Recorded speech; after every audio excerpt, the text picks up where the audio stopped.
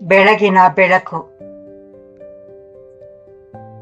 ಅರಣ್ಯಕಾಂಡ 1:6-15. ಹೆಸರುಗಳಲ್ಲಿ ಅಡಗಿರುವ ದೇವರ ಯೋಜನೆ ಭಾಗ 2.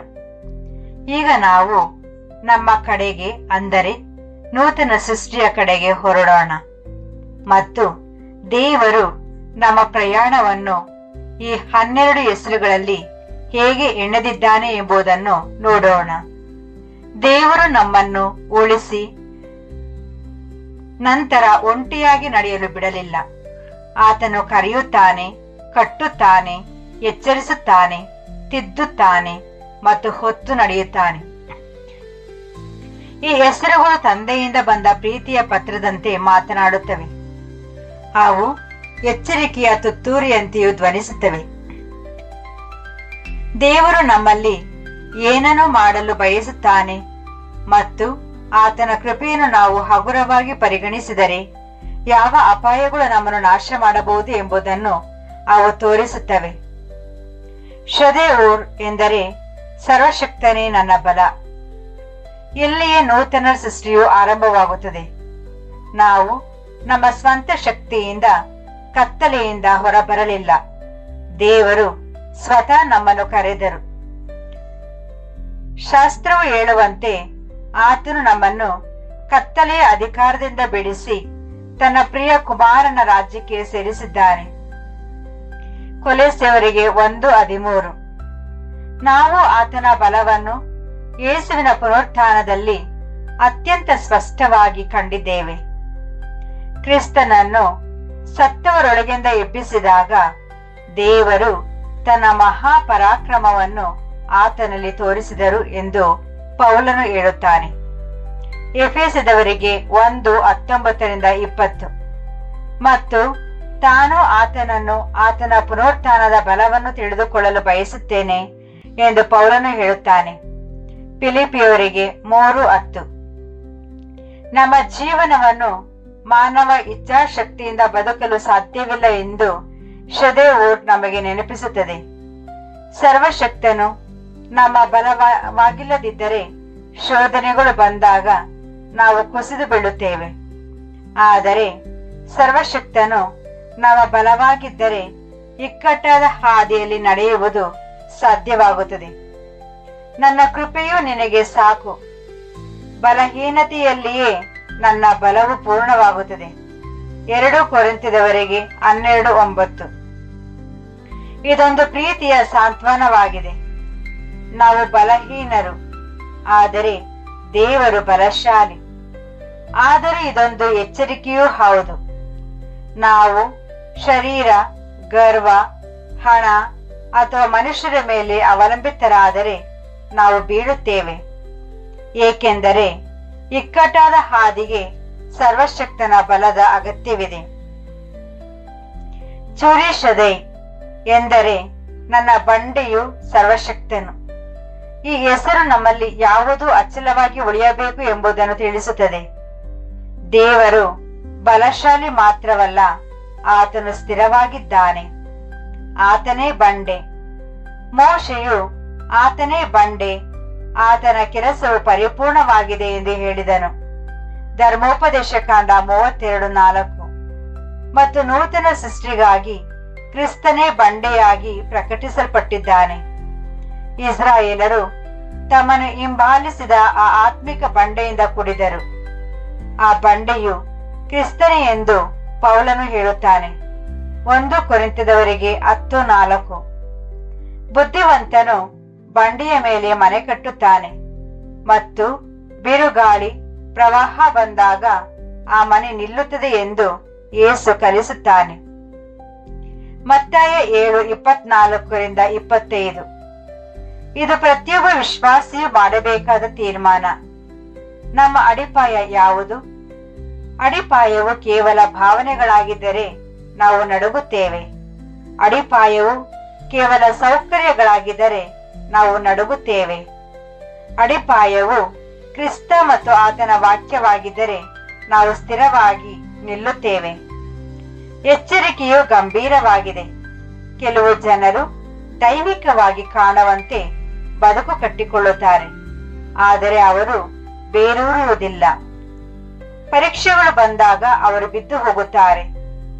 ಚೂರಿಶದೈ ಎಂಬ ಹೆಸರು ನಮ್ಮನ್ನು ಆ ಬಂಡೆಯಿಂದ ಬೇರೂರಲು, ನೆಲೆಯೂರಲು ಮತ್ತು ಅಚ್ಚಲವಾಗಿರಲು ಕರೆಯುತ್ತದೆ. ಅಮಿನಾದಾಬ್ ಎಂದರೆ ನನ್ನ ಜನರು ಸಿದ್ಧರಿದ್ದಾರೆ, ಉದ್ದಾತರು. ಇದು ನಮ್ಮ ಆರಂಭದ ಬಗ್ಗೆ, ವಿಶೇಷವಾಗಿ ದೀಕ್ಷಾ ಸ್ನಾನದ ಸಮಯದ ಮತ್ತು ಮೊದಲ ಪ್ರೀತಿಯ ಹಂತದ ಬಗ್ಗೆ ಮಾತನಾಡುತ್ತದೆ. ಸತ್ಯವು ಮೊದಲ ಬಾರಿಗೆ ಬಂದಾಗ ದೇವರ ಯೋಜನೆಯನ್ನು ನೋಡಿ ನಾವು ಆಶ್ಚರ್ಯಪಟ್ಟೆವು. ನಮ್ಮಲ್ಲಿ ಅನೇಕರು ಹೃದಯದಲ್ಲಿ ಹೌದು ದೇವರೇ, ನಾನು ನಿನ್ನನ್ನು ಅನುಸರಿಸುತ್ತೇನೆ ಎಂದು ಹೇಳಿದೆವು. ದೀಕ್ಷಾ ಸ್ನಾನವು ಕ್ರಿಸ್ತನ ಮರಣ ಮತ್ತು ಪುನರುತ್ಥಾನದೊಂದಿಗೆ ನಮ್ಮನ್ನು ಗುರುತಿಸಿಕೊಳ್ಳುವ ಒಂದು ಸಿದ್ಧವಾದ ಮನಸ್ಸಾಗಿದೆ. ನಾವು ಆತನ ಮರಣದಲ್ಲಿ ಪಾಲುಗಾರರಾಗುವಂತೆ ದೀಕ್ಷಾ ಸ್ನಾನದಿಂದ ಆತನೊಂದಿಗೆ ಹೂಳಲ್ಪಟ್ಟೆವು. ನಾವು ಹೊಸ ಜೀವವುಳ್ಳವರಾಗಿ ನಡೆಯುವಂತೆಯೇ ರೋಮಾಪುರದವರಿಗೆ 6:4 ಆರಂಭದಲ್ಲಿ ಸಿದ್ಧತೆಯು ಬಲವಾಗಿರಬಹುದು, ಆದರೆ ಇಕ್ಕಟ್ಟಾದ ಹಾದಿಯು ಆ ಸಿದ್ಧತೆಯು ವಿಧೇಯತೆಯಾಗಿ ಬದಲಾಗುತ್ತದೆಯೇ ಎಂದು ಪರೀಕ್ಷಿಸುತ್ತದೆ. ನೀವು ನನ್ನನ್ನು ಪ್ರೀತಿಸುವುದಾದರೆ ನನ್ನ ಆಜ್ಞೆಗಳನ್ನು ಕೈಗೊಳ್ಳಿರಿ ಎಂದು ಯೇಸು ಹೇಳಿದನು. ಯೋವಾನ 14:15. ಹೃದಯವು ತುಂಬಿದಾಗ ಅನೇಕರು ಸಿದ್ಧರಾಗಿರುತ್ತಾರೆ, ಆದರೆ ನಂತರ ಶರೀರವು ಹೋರಾಡಲು ಆರಂಭಿಸುತ್ತದೆ. ಹಳೆಯ ಹವ್ಯಾಸಗಳು ಮತ್ತೆ ಕರೆಯುತ್ತವೆ, ಪ್ರಪಂಚವು ಮತ್ತೆ ಸೆಳೆಯುತ್ತದೆ. ಆಗ ದೈನಂದಿನ ಸಮರ್ಪಣೆ ಇಲ್ಲದಿದ್ದರೆ ಆ ಸಿದ್ಧತೆಯು ದುರ್ಬಲವಾಗುತ್ತದೆ. ಈ ಹೆಸರು ಪ್ರೀತಿಯಿಂದ ಕೂಡಿದೆ ಮತ್ತು ಎಚ್ಚರಿಕೆಯನ್ನು ನೀಡುತ್ತದೆ. ದೇವರು ಸಿದ್ಧವಾದ ಮನಸ್ಸನ್ನು ಪ್ರೀತಿಸುತ್ತಾನೆ, ಆದರೆ ಕೇವಲ ಭಾವನಾತ್ಮಕ ಸಿದ್ಧತೆಯಿಂದ ವಿಧೇಯತೆಯ ನಂಬಿಗಸ್ತೆಗೆ ಬೆಳೆಯಲು ದೇವರು ನಮ್ಮನ್ನು ಕರೆಯುತ್ತಾನೆ. ನಿಮ್ಮ ರಕ್ಷಣೆಯ ಕೆಲಸವನ್ನು ಭಯಭಕ್ತಿಯಿಂದ ಮಾಡಿಕೊಳ್ಳಿರಿ, ಏಕೆಂದರೆ ಇಚ್ಛಿಸುವುದಕ್ಕೂ ಮಾಡುವುದಕ್ಕೂ ನಿಮ್ಮಲ್ಲಿ ಕೆಲಸ ಮಾಡುವವನು ದೇವರೇ. ಫಿಲಿಪಿಯರಿಗೆ 2:12-13. ದೇವರು ಸಿದ್ಧವಾದ ಹೃದಯವನ್ನು ನೀಡುತ್ತಾನೆ, ಆದರೆ ನಾವು ಸದಾ ಆತನಿಗೆ ಶರಣಾಗತರಾಗಿರಬೇಕು. ಚೂವಾರ್ ಎಂದರೆ ಸಣ್ಣ, ಗಣನೆಗೆ ಬಾರದ. ನಂಬಿಗಸ್ತ ಗುಂಪು ಯಾವಾಗಲೂ ಬಹು ಸಂಖ್ಯಾತವಾಗಿರುವುದಿಲ್ಲ ಎಂಬ ಸತ್ಯವನ್ನು ಈ ಹೆಸರು ನೆನಪಿಸುತ್ತದೆ.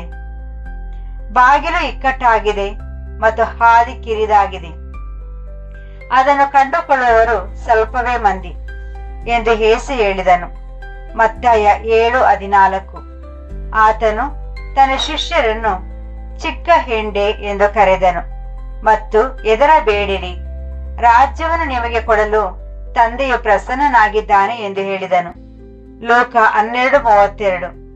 ನೂತನ ಸೃಷ್ಟಿಯು ಇದನ್ನು ವಿನಯತೆಯಿಂದ ಒಪ್ಪಿಕೊಳ್ಳಬೇಕು. ನಿಜವಾದ ನಂಬಿಗಸ್ತಿಕೆಯು ಜನಪ್ರಿಯವಾಗಿಲ್ಲದಿರಬಹುದು, ನಿಜವಾದ ಪವಿತ್ರತೆಯನ್ನು ಲೋಕವು ಸಂಭ್ರಮಿಸುತ್ತಿರಬಹುದು.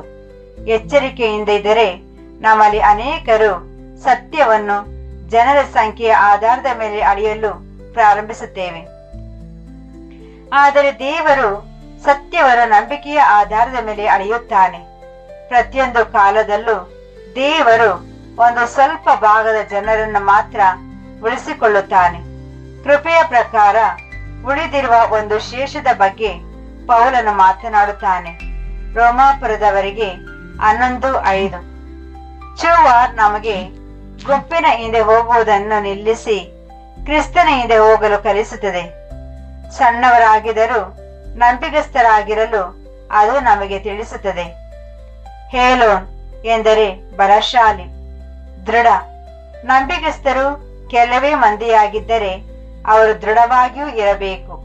ಪ್ರತಿದಿನ ಬದಲಾಗುವ ಮೆದುವಾದ ಹೃದಯದಿಂದ ಇಕ್ಕಟ್ಟಾದ ಹಾದಿಯಲ್ಲಿ ನಡೆಯಲು ಸಾಧ್ಯವಿಲ್ಲ.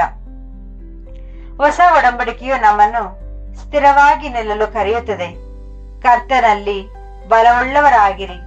ಎಫೆಸದವರಿಗೆ 6:10.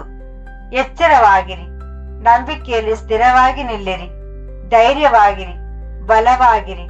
1:16-13. ಕೊರಿಂಥದವರಿಗಾಗಿಯೂ ಅಚಲವಾಗಿಯೂ ಇರಿ. ಕರ್ತನ ಸೇವೆಯಲ್ಲಿ ಸದಾ ಆಸಕ್ತರಾಗಿರಿ. 1 ಕೊರಿಂಥದವರಿಗೆ 15:58. ಎಲೋನ್ ಎನ್ನುವುದು ಸ್ಥಿರತೆಗಾಗಿ ಇರುವ ಪ್ರೀತಿಯ ಕರೆಯಾಗಿದೆ. ನಾವು ಇಂದು ರಕ್ಷಿಸಲ್ಪಟ್ಟು ನಾಳೆ ದಾರಿ ತಪ್ಪುವುದನ್ನು ದೇವರು ಬಯಸುವುದಿಲ್ಲ. ಆತನು ದೃಢತೆಯನ್ನು ಬಯಸುತ್ತಾನೆ.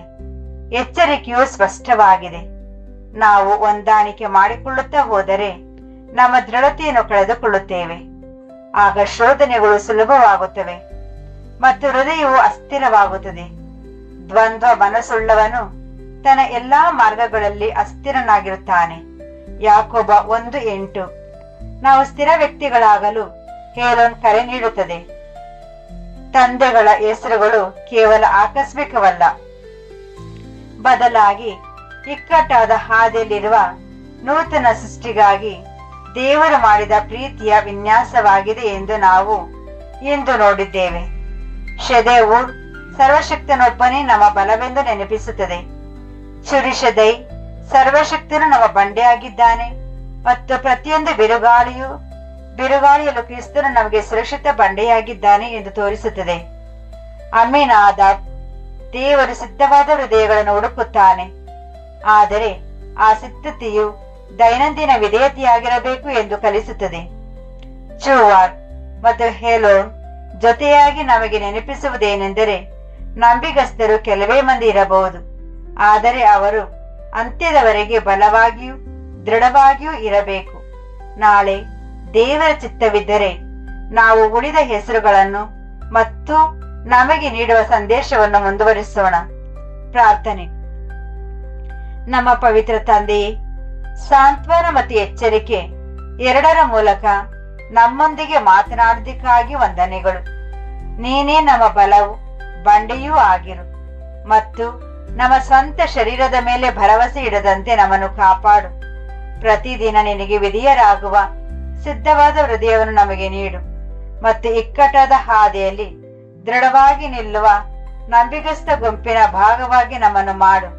ನಮ್ಮ ನಂಬಿಕೆಯನ್ನು ಕಾಯ್ದುಕೋ, ನಮ್ಮ ಆಂತರ್ಯದ ಮನುಷ್ಯನನ್ನು ಬಲಪಡಿಸು ಮತ್ತು ಈ ಪ್ರಯಾಣವನ್ನು ಭಕ್ತಿಯಿಂದ ಮತ್ತು ಸಂತೋಷದಿಂದ ಅಂತ್ಯದವರೆಗೆ ಮುಂದುವರಿಸಲು ನಮಗೆ ಸಹಾಯ ಮಾಡು. ಯೇಸುವಿನ ಹೆಸರಿನಲ್ಲಿ ಆಮೆನ್.